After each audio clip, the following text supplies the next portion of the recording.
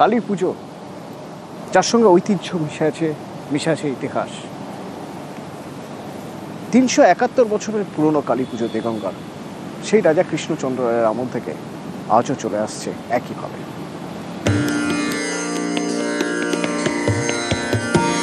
বিদ্যাধরীর পারে ধূপ ধুনোর গন্ধ। নদিয়ার কৃষ্ণনগরের রাজা ছিলেন কৃষ্ণচন্দ্র। উত্তর 24 পরগনার দেগঙ্গায় তিনি কালী পুজো শুরু করেন। 371 বছর ধরে আজও সেই পুজো চলে আসছে। বিদ্যাধরী নদীর উপর দিয়ে উনি বাণিজ্য করতে বেরিয়েছিলেন। তখন আমাদের এই বটগাছের এখানে মা সিদ্ধেশ্বরী ছিলেন, কোনো মন্দির ছিল না। উনি তখন স্বপ্নাদেশ দেয় যে আমার শ্বেতপুর নির্জন জঙ্গলের মধ্যে আমাকে একটা মন্দির করে দিতে হবে। স্বপ্নাদেশের পরে দেগঙ্গার শ্বেতপুরের এই মন্দির তৈরি করেন রাজা কৃষ্ণচন্দ্র। সেখানেই সিদ্ধেশ্বরীর প্রতিমা প্রতিষ্ঠা করা হয়। মা এখানে মুক্তকেশী। স্থানীয়দের দাবি এটি রাজা কৃষ্ণচন্দ্রের প্রতিষ্ঠা করা 371 বছরের পুরনো প্রতিমা। 5 বছর পর পর রং করা হয়। এখানে মানসিক বলি হয়, হ্যাঁ, আর মায়ের 3টে পুজো হয় এখানে, বাৎসরিক পুজো, একটা মায়ের প্রতিষ্ঠা দিবস হয়, কালী পুজো হয়, রটুন্ডি কালী পুজো হয়, সব প্রত্যেক পুজোই বলি হয়। খুব জাগ্রত মা, খালি হাতে মায়ের কাছ থেকে কেউ ফেরেনি। উত্তর 24 পরগনা থেকে জিয়াউল আলম, নিউজ 18 বাংলা।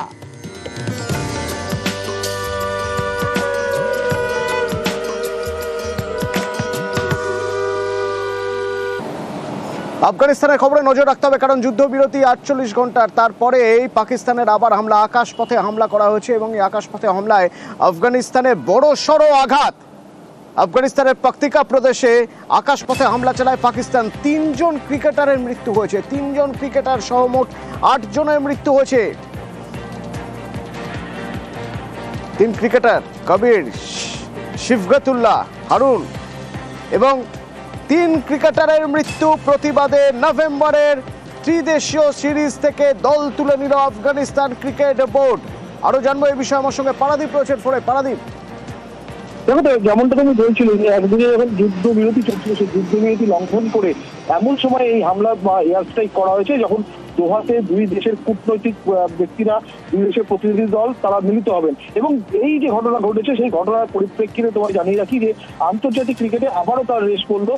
17ই নভেম্বর থেকে 29শে নভেম্বর পাকিস্তানের মাটিতে ত্রিদেশীয় সিরিজ হওয়ার কথা ছিল, যেখানে অংশগ্রহণ করার কথা ছিল আফগানিস্তান, শ্রীলঙ্কা এবং পাকিস্তানে। কিন্তু এই যে ঘটনার পরিপ্রেক্ষিতে কিন্তু আফগানিস্তান ক্রিকেট বোর্ড ইতিমধ্যেই তারা জানিয়ে দিয়েছে যে এই ত্রিদেশীয় টুর্নামেন্ট থেকে তারা নাম প্রত্যাহার করে নিচ্ছে। এবং শুধু তাই নয়, এই ঘটনা যে ক্রিকেটের পরিপন্থী, ক্রিকেটের জন্য একটা শোকের ছায়া নিয়ে এসেছে, সেটাও কিন্তু আফগানিস্তান ক্রিকেট বোর্ড থেকে জানানো হয়েছে। তবে এর পরেই কিন্তু আমরা যেটা দেখেছি যে পাকিস্তান ক্রিকেট বোর্ডের যিনি চেয়ারম্যান মাহসিন নাকভি, তিনি কিন্তু জানিয়ে দিয়েছেন যে বিকল্প এই আফগানিস্তান নাম প্রত্যাহার করে নিচ্ছে, তার একটা বিকল্প চিন্তা ভাবনা পাকিস্তান ক্রিকেট বোর্ড করছে এবং অদূর ভবিষ্যতে খুব তাড়াতাড়ি পিসিবি এবং আইসিসি মিলে একটা সিদ্ধান্তে আসবে যে আফগানিস্তানের পরিবর্তে কোন দেশকে তারা এই ত্রিদেশীয় টুর্নামেন্টে জায়গা দেবে বা সুযোগ করে দেবে, সেই বিষয়েও কিন্তু আমাদের নজর থাকবে। অতনু, নক্কারজনক ঘটনা, নিঃসন্দেহে নক্কারজনক ঘটনা। একটি দেশের 3 জন ক্রিকেটার মারা যাচ্ছেন। যে দেশ এই হামলা চালিয়েছে সেই দেশের সঙ্গে আর কি করেই বা খেলা যায়? আফগানিস্তানের সিদ্ধান্ত, আফগানিস্তান ক্রিকেট বোর্ড জানিয়েছে যে তারা কোনোভাবে এই ত্রিদেশীয় সিরিজ খেলছে না, তাদের দল তুলে নিচ্ছে। পাকিস্তানের সঙ্গে শ্রীলঙ্কা এবং আফগানিস্তানের খেলার কথা ছিল। এবার পাকিস্তান আর শ্রীলঙ্কার সঙ্গে 3 নম্বর দল কারা হবে? পাক ক্রিকেট বোর্ড কাদেরকে তাদের এই টুর্নামেন্টে আনতে পারে সেটা সময় বলবে। তবে আফগানিস্তান ফুঁসছে। পাকতিকা প্রদেশের উরগুন জেলার কাছে যে হামলা চালানো হয়েছে তাতে 3 জন ক্রিকেটারের মৃত্যু হয়েছে। গভীরভাবে শোকাহত আফগানিস্তান ক্রিকেট বোর্ড। ক্রিকেটাররা একটি বন্ধুত্বপূর্ণ ম্যাচ খেলতে গিয়েছিলেন পাকতিকার রাজধানী শারানায় এবং সেখানেই তখন আকাশপথে হামলা, 3 ক্রিকেটারের মৃত্যু।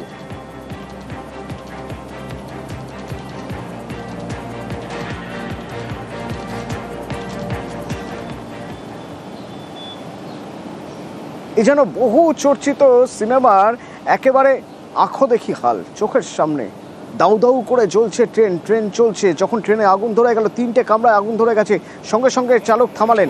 পাঞ্জাবের ঘটনা। পাঞ্জাবের এই ট্রেনটি সিরহিন্দ স্টেশনের কাছে আগুন লেগে যায়। অমৃতসর থেকে সহরসা যাচ্ছিল গরিব রাথ এক্সপ্রেস।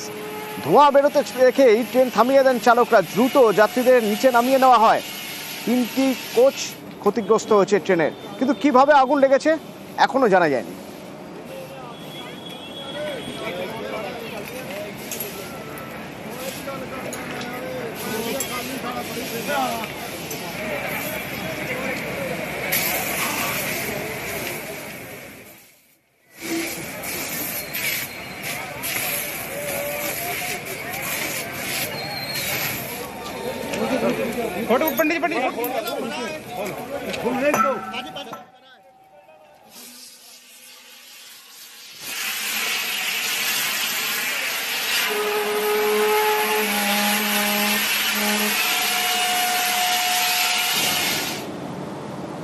শাসন থানায় মিসিং ডায়েরি ছিল। এক যুবক নিখোঁজ হয়ে গিয়েছেন। সেই যুবকের দেহ উদ্ধার হলো ভেড়ি থেকে। কি জানা যাচ্ছে, আমার সঙ্গে জিয়াউল রয়েছেন এই বিষয়ে। জিয়াউল, দেখো, শাসনের একটি মেচো ভেড়ি থেকে এক যুবকের মৃতদেহ উদ্ধার করে এলাকার মানুষজন দেখতে পেয়ে পুলিশকে খবর দেয়। মূলত এই যুবক গতকাল থেকে মিসিং ছিল, অর্থাৎ তিনি নিখোঁজ ছিল। অর্থাৎ তিনি মাছের ব্যবসায়ী। সকালে মাছ কিনে যখন ব্যবসা করার জন্য বেরিয়েছিলেন, সেই সময় থেকেই নিখোঁজ হয়ে যায়। তারপরে দিনভর খোঁজাখুঁজি, রাতেও খোঁজাখুঁজি, তারপরে শাসন থানায় লিখিত অভিযোগ দায়ের করে পরিবারের পক্ষ থেকে। আজকে সকালে, অর্থাৎ বাড়ি থেকে প্রায় 2 কিলোমিটার দূরে একটি মেচো ভেড়িতে, অর্থাৎ সেখানে সাইকেল নিয়ে সেখানে পড়েছিল, এমনটাই দেখেছেন এলাকার মানুষ বা প্রত্যক্ষদর্শীরা। মূলত কি কারণে এই মৃত্যু এখনো পর্যন্ত স্পষ্ট না হলেও এলাকার মানুষজন বলছেন যে মৃতের সঙ্গে রয়েছে একটি সাইকেল, ফলে তিনি হুড়মুড়িয়ে সম্ভব জলে পড়ে এবং সেখান থেকে তার মৃত্যু, এমনটাও কিন্তু মনে করা হচ্ছে। কিন্তু কি কারণে এই মৃত্যু এখনো পর্যন্ত স্পষ্ট নয়। ইতিমধ্যে পুলিশ উদ্ধার করে তদন্ত শুরু করেছে, কিন্তু এলাকার মানুষ বা তার পরিবারের দাবি যে তার কোনো শত্রুতা ছিল না, কিন্তু কি উদ্দেশ্যে এই মৃতদেহ জলে পড়ে রয়েছে সবটা তদন্ত দেখছে শাসন থানার পুলিশ। অতনু, ধন্যবাদ। ও নিজের থেকে 8-10 কেজি মাছ কিনেছে, কিনে নিয়ে বললো আমি পাড়ায় গিয়ে বেচবো বলে ওর আব্বার বলে চলে এসছে। ওর আব্বা আড়তে ছিল। তারপরে ওই সকালটা কাল সন্ধ্যেবেলা আবার খোঁজাখুঁজি হলো, খানিকটা পেলাম না। ওর আব্বা আবার থানায় গিয়েছিল, মিটিং ডায়েরি মনে হয় করেছে। আজকে সকালবেলা আমি বাড়িতে আছি, আমার এই ভেড়ির লোকই ফোন করেছে। ওরা আড়তে ছিল, ওরা কালকেও জাল টেনেছে। সকালবেলা ফোন করলো, বলে এই ব্যাপার একটু গিয়ে দেখো দিদি। তারপর আমি বাড়ির থেকে এসে দেখলাম এখানে সাইকেল নিয়ে উল্টে পড়ে আছে। আমার ছেলে আমার কাছে বলছে যে আমার 2টো মাছ দাও, আমি ব্যবসা করবো। তখন আমি 8 কেজি রুই মাছ দিই। যত বেলা যায় তত আমি ফোন করি। যখন পাই না, থানায় গেছিলেন? হ্যাঁ, থানায় গিয়েছিলাম। আজকে সকালে আমরা জাল টেনেছি আমার এই ভেড়িতে। আর আমার ভাইপো ছিল, ওর কাছে হঠাৎ গ্রামের একটা ছেলে বাগান বাড়ি, সে ফোন করেছে। ফোন করে বলছি এখানে একটা সাইকেল দেখা যাচ্ছে। যখনই বলেছে তখন আমার সন্দেহ আছে। তখন আমি মনে হয় বলছি চলো দেখি, তাড়াতাড়ি যাই। এসে দেখি আমার আলিপুরদুয়ার 1 নম্বর ব্লকের চকোয়াখাতি পঞ্চায়েত। তো এই চকোয়াখাতি পঞ্চায়েতে যে সরকারি প্রকল্পের যে পোস্টারগুলো থাকে, সেই পোস্টার সব উধাও হয়ে গেছে। কেন? অভিযোগ উঠছে এটা বিজেপি পরিচালিত পঞ্চায়েত, তাই এই ধরনের পক্ষপাতিত্ব করা হচ্ছে, গ্রাহকদের বঞ্চিত করা হচ্ছে। রাজকুমার রয়েছে সরাসরি আমার সঙ্গে। রাজকুমার, অভিযোগের ভিত্তি কি?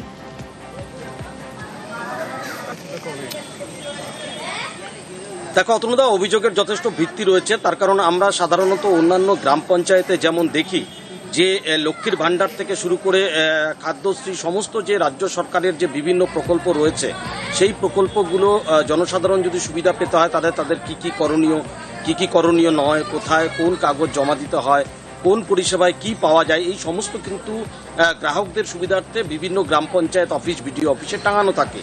কিন্তু এই যে আলিপুরদুয়ার 1 নম্বর ব্লকের চকোয়াখাতি গ্রাম পঞ্চায়েতে সেই রকম কিন্তু কোনো রকম পোস্টার, ফেস্টুন এইরকম কিন্তু প্রচার প্রসার কিন্তু দেখা যাচ্ছে না। শুধু তাই নয়, কয়েকটি ফেস্টুন রয়েছে, দেখা যাচ্ছে যে সেগুলো মুড়িয়ে রাখা হয়েছে। ফলে তৃণমূল কংগ্রেসের পক্ষ থেকে যে অভিযোগটা করা হয়েছে, সেই অভিযোগের কিন্তু যথেষ্ট ভিত্তি রয়েছে বলেই আমাদের মনে হচ্ছে।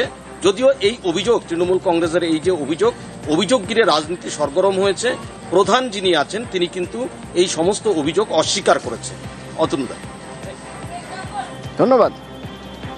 আমার চৌধুরী জীবিতে দেখতে পাচ্ছি যেটা আর কি, যেটা মমতা ব্যানার্জি যে 72টা প্রকল্প, যে প্রকল্পের মাধ্যমে সাধারণ পাবলিক উপকৃত হচ্ছে।